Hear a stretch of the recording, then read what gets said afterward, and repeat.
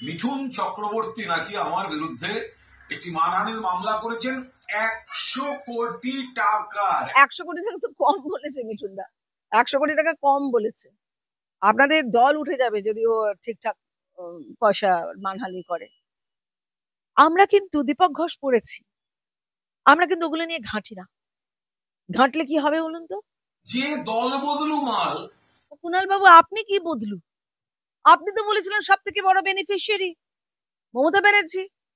আপনাকে সামনে বসিয়ে দিতে বলা হয়েছিল, আপনি বললেন আমার সামনে বসিয়ে দাও গৌতমকে আর ইয়েকে, মমতা ব্যানার্জিকে, মুখ্যমন্ত্রীকে। আপনি বলেননি? কোন দলের তার মান নেই, তার আবার মানহানির মামলা। আপনার কিসের মান সম্মান বলুন তো? মিঠুন চক্রবর্তী, মিঠুন দা একজন অনেক নামি, অনেক দামি একটা মানুষ। ওই নামি দামি লোকের সাথে নিজের নামটা এক আসনে রাখবেন না। লোকে চিৎকার করছে, লোকে লোকে প্যাক দিচ্ছে। আর মারধর, আপনারা বিধানসভায় মারধর করছেন, এরপর ইলেকশনটা 26-এ, তখন কি হবে? আপনারা তো বাড়ি বাড়ি ঢুকে মারধর করবেন, হ্যাঁ? আর তখন আমরা চুপ করে থাকবো? ওরা ডিসিপ্লিন আছে তাই ওরা চুপ করেছিল, আমাদেরও লোকজন আছে। আপনি বিধানসভাটাকে কি আপনার কালীঘাটের পাড়ার একটা একটা ক্লাসরুম ভেবেছিলেন? কালীঘাটের পাড়ার একটা ক্লাব রুম এটা ভেবেছিলেন? আপনি এইরকম, আপনি যে কাজটা করছেন না, সারা ভারতবাসীর কাছে আমাদের চোখ নেমে যাচ্ছে। মুসলমানরা বলতেন হায় হায় হায় হায় হায়, এটা কি হয়েছিল, ওরা কেন করেছিল? ওরা বলতেন, কারণ যে মুসলমানদের অজ্ঞানের অন্ধকারে আজকে 15 বছর ধরে ওরা আটকে রেখে দিয়েছেন, সেই মুসলমানরা কিন্তু অনেক শিক্ষিত। প্রচন্ড খারাপ লাগছে, একটা নথি দেখা গেল না। মমতা ব্যানার্জি, আপনি কতদিন? তারপরে তো আমরা দেখবো, অন্য স্টেটে গিয়ে দেখবো, ওটিটিতে দেখবো। আপনি কোথায় আটকাবেন ভাই? আপনি কোথায়, আর কেনই বা আটকাচ্ছেন? কেন আপনি ভাবছেন ওই দুধেল গাইরা ভাববে বাবা আমাদের নিয়ে এত কাণ্ড হলো, এ বাবা? না না না, ওরা ভাববে যে কি কাণ্ড হয়েছিল, ওরা ভাববে যে ওদেরকে কিভাবে ব্যবহার করা হয়েছিল। ও একটা কথা বলেছে যে সনাতন নাকি পিছিয়ে দিচ্ছে, পিছিয়ে পড়া। প্রথম কথা, অনির্বাণ যে এত মূর্খ, এত ভালো অভিনেতা এত মূর্খ হয় আমরা জানা ছিল না। তুমি নাকি ভট্টাচ, হ্যাঁ ভট্টাচ, তুমি বলছো সনাতন পিছিয়ে যায়।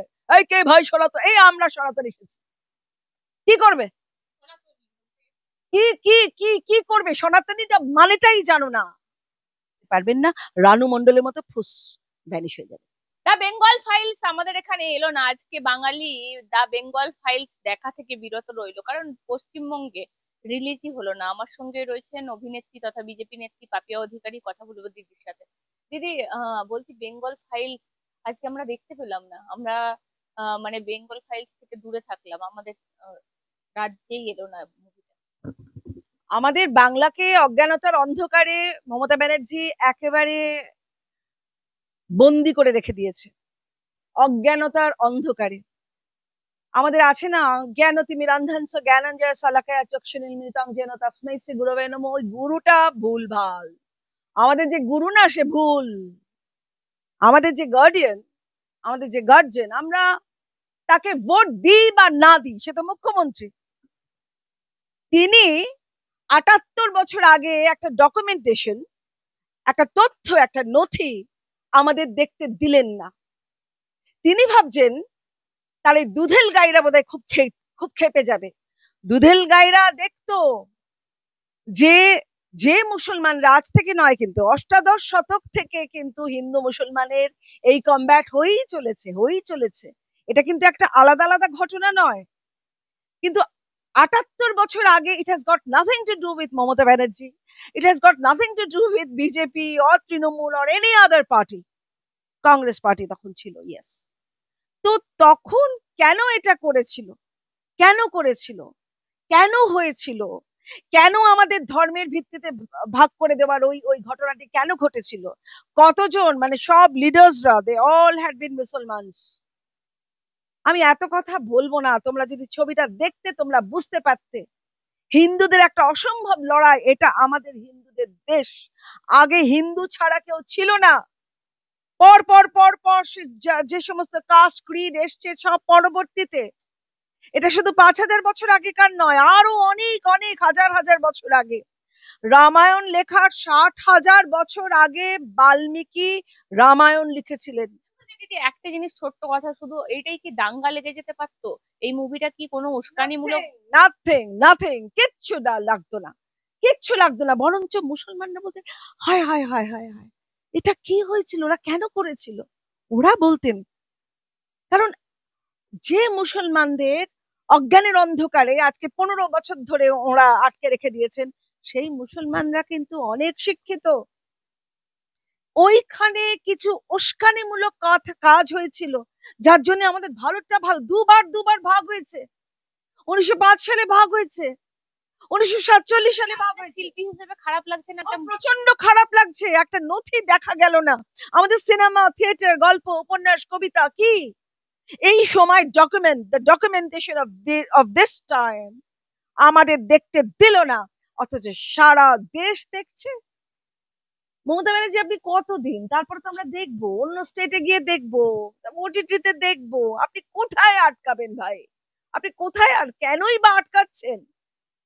কেন আপনি ভাবছেন ওই দুধেল গাইরা ভাববে বাবা আমাদের নিয়ে এত কাণ্ড হলো, এ বাবা, না না না, ওরা ভাববে যে কি কাণ্ড হয়েছিল, ওরা ভাববে যে ওদেরকে কিভাবে ব্যবহার করা হয়েছিল। দিদি একদম ইন্দিরা গান্ধীর ডকুমেন্টারি আমরা দেখেছি, কঙ্গনা রানাউত অভিনয় করেছে, তিনি যথেষ্ট ভালো অভিনয়, বলে তারা তো, কংগ্রেস তো কই বাধা দেয়নি। সিপিএম আমলে আমি দেখেছি অনেকগুলো মুভি তাদের তাদের ওই ঘটনাকে। তুমি জানো এই যে গুজরাট নিয়ে অন্তত 10-12টা সাবরমতী এক্সপ্রেস তো অনেক তার আগে অনেক কটা হয়েছে। তখন উনি মুখ্যমন্ত্রী ছিলেন, আমাদের নরেন্দ্র মোদীজি, তিনি মুখ্যমন্ত্রী ছিলেন। এটাই বলে আসল গণতন্ত্র। একবারও না করেনি, প্রত্যেকটা মাল্টিপ্লেক্সে চলেছে।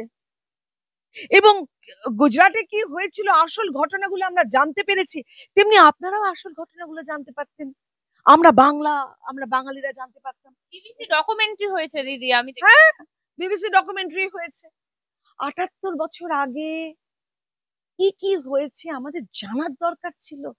এই যে হিন্দু জেনোসাইড হয়েছিল, সেগুলো জানার দরকার ছিল।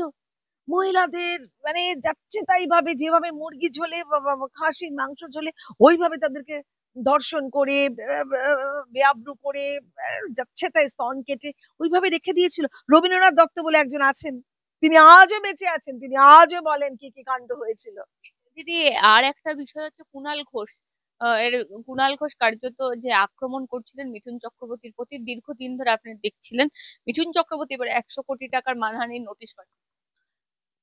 আচ্ছা কুণাল ঘোষ, আপনার বোধহয় কাজকর্ম কমে গেছে নাকি, বা আমাদের মতো লোকেরা আপনার প্রতিবেদন পড়ে না ওই প্রতিদিনে, আপনার ওই লেখা টেখার ইচ্ছাও সেরকম নেই, তা আপনি হঠাৎ ওর স্ত্রীর সম্পর্কে, ওর ছেলের সম্পর্কে কেন বলছেন? আমরা কিন্তু দীপক ঘোষ পড়েছি, আমরা কিন্তু ওগুলো নিয়ে ঘাঁটি না। ঘাঁটলে কি হবে বলুন তো? আমরা সবাই পড়েছি। তিনি আমাদের দিদি বলে না আমরা চুপচাপ থাকি, তাকে তো দিদি বলে ডাকা হয়। কি কাণ্ড তার পরিবারের, কি কাণ্ড তার রাজনৈতিক জীবনে, কি কাণ্ড সর্বত্র। তিনি যে এক কথার কথা বলছি, একটা সবাই জানে, তিনি যে ওই রকম দিনের পর দিন উপবাস করছিলেন। হ্যাঁ, উনি নাকি সাংঘাতিক ধর্ণা দিয়েছেন, উপবাস করছেন ওইখানে রাস্তা জুড়ে, হাইওয়ে ট্রাফিক করে আপনি যে করছিলেন, তার পেছনে পেছনে কি কি খাচ্ছিলেন, কোথা থেকে এসেছিল, সব জানা আছে। আমরা তো বলি না। দল বদলু মিঠুন চক্রবর্তী, আদালতে দেখা হবে তোমার সাথে, মিঠুনদার উদ্দেশ্যে এরকমই মন্তব্য। কুণাল বাবু, আপনি কি বদলু? আপনি তো বলেছিলেন সব থেকে বড় বেনিফিশিয়ারি মমতা ব্যানার্জি।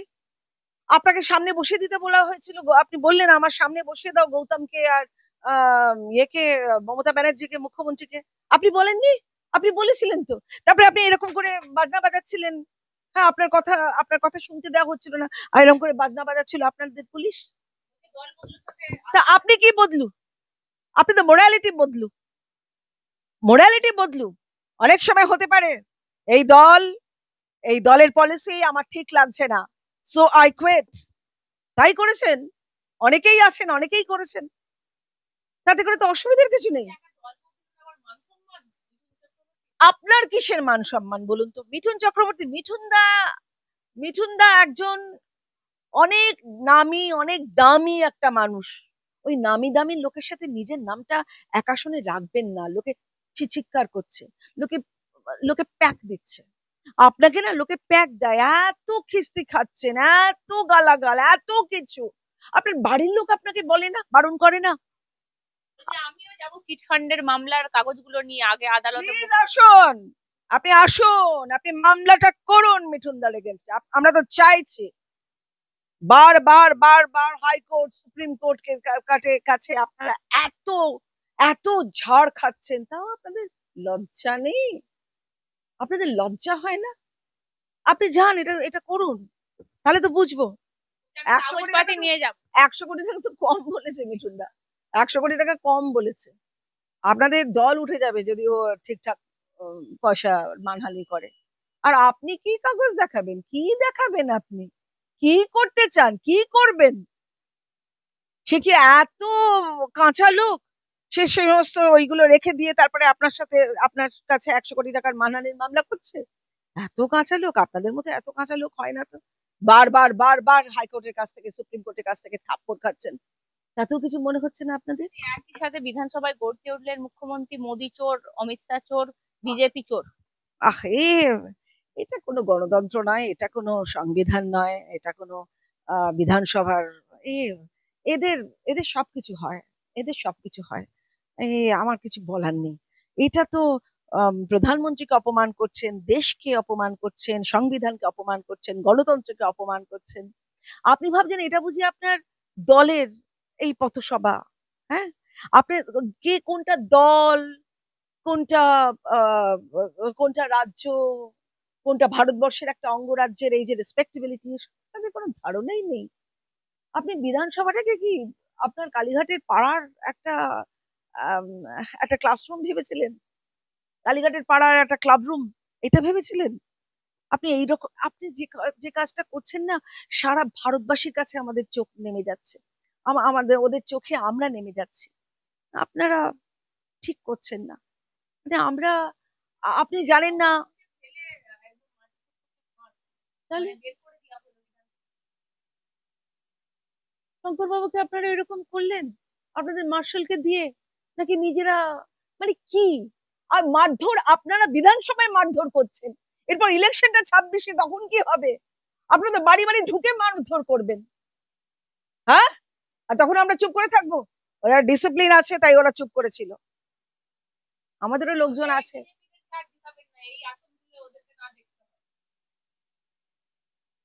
আপনারা কটা ভোট পাবেন আগে দেখে নেবেন। এ তো শুভেন্দুদা তো সারাক্ষণ বলেই চলেছে, ভবানীপুরে হারাবো, নন্দীগ্রামে হারিয়েছি, ভবানীপুরে হারাবো। ভবানীপুরে আপনি জিতে দেখান, আপনি ভবানীপুরে একবার জিতে দেখান। আর আপনাদের এসআইআর হলে তো আর হয়েই গেল। আপনাদের ডেড ভোটার্স, আপনাদের ফেক ভোটার্স, আপনাদের ইন্ট্রুডার ভোটার্স, আপনাদের রোহিঙ্গা ভোটার্স। আর তারপরে এসআইআর নিয়ে আপনারা এত বাধা দিচ্ছেন কেন? এই এসআইআর নিয়ে তো আপনিই বলেছিলেন এক সময় যে এসআইআরটা হওয়া উচিত, বলেননি? আপনি এত পাল্টি খান, যখন তখন পাল্টি খান। এই আপনি বললেন এই ওয়েলে ওয়েলে নেমে ওয়েলে নেমে কাগজ ছুঁড়েছেন, এটা তো আপনারই, আপনার দেখানো পথেই তো সবাই চলেছে। আর এবার এবার বলছেন মোদি চোর। মোদি কে? আমাদের প্রধানমন্ত্রী। আর মোদি আপনাদের জন্য এত করছে, আমাদের বাংলার জন্য এত করছেন। এই যে লোকে কত কত দু হাত ভরে আশীর্বাদ করছে মোদিজিকে। এই যে এই যাতায়াতটা কত সস্তা হয়ে গেছে, কত সস্তা এবং কত তাড়াতাড়ি। আমিও তো যেতে চাই, ওসব গাড়ি ভাড়ি আমি আর যাব না, আমিও যেতে চাই। না, আমার একমাত্র এই আমার সিগনেচার হচ্ছে শাখাপলা। ঠিক আছে, শাখাপলা থাকবে, কিন্তু আমি যদি কোনো অসুবিধা হয় আমি মাস্ক পরে যাব, কিন্তু মাস্ক না, এমনি যাব, এমনি যাব। যাওয়া উচিত, আমাদেরও যাওয়া উচিত। কি সস্তায় আর কি তাড়াতাড়ি! আমি তো অর্ধেক সময় তো অর্ধেক জায়গায় পৌঁছতেই পারি না এই প্রচন্ড ট্রাফিকে। আর আপনার পুলিশরা তো বাবা, ওদের ওদের কি মাইনেপত্র দিচ্ছেন না নাকি?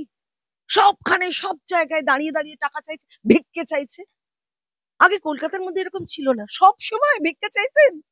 আর তারপরে আমাদের, মানে আমার বলা উচিত নয়, আমাদের হিন্দু ছেলেরা যদি একটু ট্রাফিক, কোনো মেয়ে হেলমেটটা খোলে বা কিছু, তাদেরকে দাঁড়িয়ে দাঁড়িয়ে ওই কাণ্ড করছেন। আর আপনাদের মুসলমান ভাইরা একটা মোটর বাইকে 4 জন মিলে যাচ্ছে, কারোর হেলমেট নেই, একটা কথাও বলতে পারছে না। আপনাদের ওই কাওয়ার্ড পুলিশগুলো কেন করছেন এরকম? আমাদের কলকাতার মধ্যে করছেন, তাহলে বাইরে কি করেন? ও একটা কথা বলেছে যে সনাতন নাকি পিছিয়ে দিচ্ছে, পিছিয়ে পড়া। প্রথম কথা, অনির্বাণ যে এত মূর্খ, এত ভালো অভিনেতা এত মূর্খ হয় আমরা জানা ছিল না। Rubbish, you are just rubbish, your thinking is rubbish, your way of presenting is rubbish. আপনি তো ওই, আমার মনে হচ্ছে, ভাই ভাই ভাই ভাই ভাই, আপনি জানেন না যে আপনি রানু মণ্ডলের মতো ফুস হয়ে যাবেন। রানু মণ্ডল হঠাৎ উঠেছিল, তেমনি হঠাৎ ফুস, তেমনি আপনি দেখবেন দুদিন বাদে আপনি ফুস। কারণ এসব নিয়ে আর কেউ আলোচনা করতে কারোর প্রবৃত্তিই হবে না। আপনি জানেন সনাতন ধর্ম কাকে বলে? বহুজন হিতায়, বহুজন সুখায়, শিবজ্ঞানে জীব সেবা, ওটাই একমাত্র মানে স্বার্থ ত্যাগ করার। শ্রীরামকৃষ্ণ কি বলেছিলেন? বারবার গীতা গীতা গীতা গীতা গীতা গীতা বলতে বলতে ত্যাগী ত্যাগী ত্যাগী ত্যাগী ত্যাগী হয়ে যায়। ত্যাগটাই হচ্ছে আসল, the main root of Gita. ত্যাগ করো, আগে ত্যাগ করো। মানে ইয়েকেও বলেছিলেন অর্জুনকে যে তুমি ত্যাগ করো, এই যে তোমার এই ভাবনাটাই ত্যাগ করো, যে এরা তোমার নিজের, এরা তোমার সব, এরা আমার হাতে মরেই আছে, তুমি শুধু ধর্ম প্রতিষ্ঠা করার জন্য তোমাকে এটা করতে হবে। তা এই যে ত্যাগ, এই যে এত স্বার্থপরতা, এত সংকীর্ণতা, বহুজন সুখায় বহুজন হিতায় হচ্ছে না। তা এটা তুমি বলছো পিছিয়ে পড়া? Oh my God. Organic theory of society, তুমি নাকি বাম না উগ্রবাম নাকি কি সব করতে আমার কানে আসে, যাই হোক। অর্গানিক থিওরি অফ সোসাইটি কি? যতটা তুমি নেবে অতটাই তোমাকে ফেরত দিতে হবে। ভাই ভাই ভাই, মোদির টেনশন নেই। মোদির পেনশন কি কত জানে না কেউ। মোদির যেটা আছে সেটা হচ্ছে তোমাদের টেনশন দেওয়া, যে তোমরা নিজেদের চেনো। এই যে তুমি মূর্খ, তুমি রাবিশ, আমরা মোদিজির সৈনিক, আমরা তোমায় বলছি এইটা তোমাদের টেনশন। মূর্খ, you are just illiterate about this. অনেকে তো কম্পিউটার জানে না, আমরা বলি কম্পিউটার ইলিটারেট। এবার আমি তোমাকে বলছি তুমি সনাতন ধর্ম ইলিটারেট। তুমি নাকি ভট্টাচ, হ্যাঁ ভট্টাচ, তুমি বলছো সনাতন পিছিয়ে যায়। এই কে ভাই সনাতন? এই আমরা সনাতন এসেছি। কি করবে? কি কি কি কি করবে? সনাতনীটা মানেটাই জানো না। আপনি কারোর ব্যক্তিগত আক্রমণ করতে পারেন। আপনাদের কুণাল ঘোষ হঠাৎ মিঠুনদার স্ত্রীকে নিয়ে, ছেলেকে নিয়ে কথা বলছে, ব্যক্তিগত আক্রমণ। তেমনি আপনিও ব্যক্তিগত আক্রমণ করলেন আমাদের বরিষ্ঠ নেতা, কত বড় একজন অর্গানাইজার। দিলীপ দাকে বলছে রোমান্টিক, তাতে তোমার বা তোমার পিতৃপুরুষের কোনো ব্যাপার আছে কি? এবার কি নাম, শতরূপ, শতরূপ একটা দামি গাড়িতে, হ্যাঁ গাড়ি চলে, সেটা তার বাবার টাকায়, তাতে আপনার বাবার কি কোনো অসুবিধা হচ্ছে? আপনার বাবার তো কোনো অসুবিধা হচ্ছে না। তাহলে সেটা নিয়ে আপনি গান বাজে খিল্লি করলেন, আরো কয়েকটা লোককে খিল্লি খাওয়ালেন। খুব কম সময়ের জন্য কম লোককে প্রভাবিত করা যায়, অনেক বেশি সময়ের জন্য বেশি লোককে প্রভাবিত করতে পারবেন না। রানু মণ্ডলের মতো ফুস ভ্যানিশ হয়ে যাবে।